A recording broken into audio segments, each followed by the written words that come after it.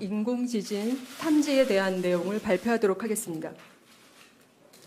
먼저 6차 북한 인공지진 발생 현황부터 말씀드리겠습니다. 발생 시각은 9월 3일 금일 12시 29분경이고요. 발생 위치는 함경북도 길쭉은 풍계리 인근 지역입니다.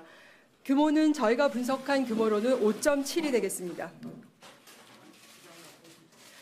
과거의 북한 인공지진 발생 사례에 대해서 말씀드리겠습니다. 지금까지 풍계리 인근 지역에서는 총 6차의 인공지진이 있었습니다. 1차 핵실험이라고 밝혀진 실험이 2006년 10월에 있었고요. 그때가 3.9 이후로 2차부터 5차까지 3차와 4차의 4.9와 4.8 비슷한 규모를 제외하고는 계속해서 추정 규모가 지금 증가하는 모습을 보여주고 있고요. 발생 위치는 계속해서 2차부터 저희가 6차 분석한 인공지진까지 모두 포함해서 함북, 길주, 풍계리 인근 지역이 되겠습니다.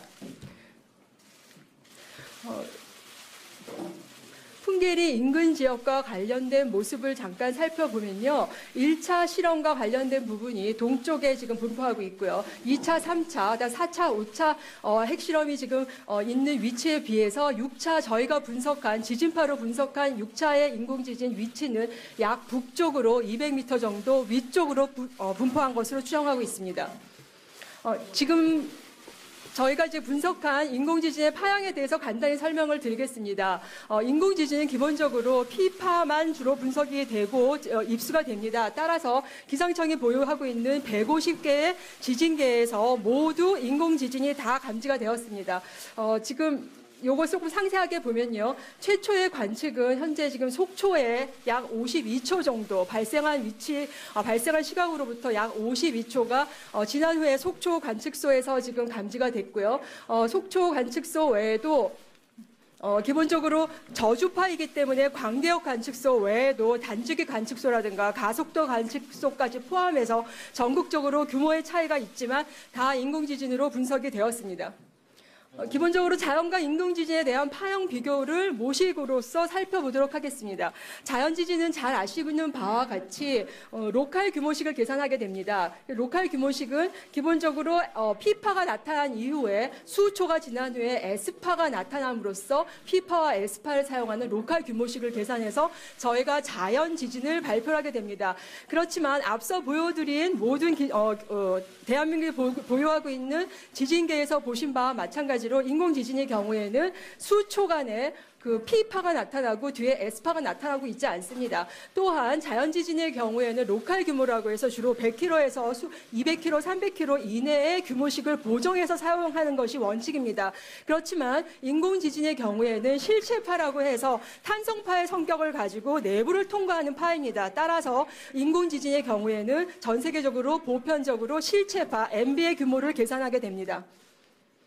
과거 파형과 비교를 하기 위해서, 그러니까 과거 파형과의 비교는 주로 이제 규모에 대한, 혹은 이제 크기에 대한 비교를 이제 보여드리기 위해서 간단하게 비교를 해드리면요. 4차, 5차, 6차를 같은 인제 서화에 있는 관측소를 비교해서 보시면 4차, 5차 대비 6차가 파형의 진폭도 크고 조금 그 파형의 진폭이 큰 거에 대한 지속 시간이 조금 더 길게 나타난 것을 보실 수가 있습니다.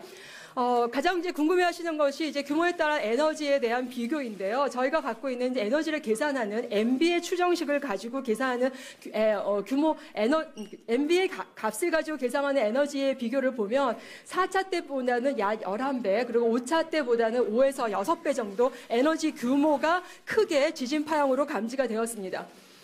그리고 이제 인공지진이라는 식별을 또 다른 툴로서 저희가 지금 한 가지를 더 분석을 했는데요. 이 그림에서 초록색으로 나타나는 것들은 풍계리, 이제 부근에서 나타났던 과거의 역사지진으로서 자연지진이 나타났던 것에 대한 부분들을 주파수 대역별로 그 P파와 그다음에 표면파의 비를 나타난 것입니다. 그래서 지금 초록색으로 나타난 부분들은 전형적으로 자연지진의 이제 성격을 나타내는 것입니다. 왜냐하면 P파보다 표면파가 더 크게 나타나고 있기 때문에요. 그런데 지금 6차 실험인 경우에는 저희가 모든 관측소에서 나타난 것들을 다 빨간 선으로 표시한 다음에 그것을 평균을 해서 지금 실선으로 나타낸 것을 보시면 자연지진과는 확연하게 저주파 약 5Hz 이하의 저주파에서 뚜렷하게 인공지진의 성격을 가지고 있는 것을 보실 수가 있습니다.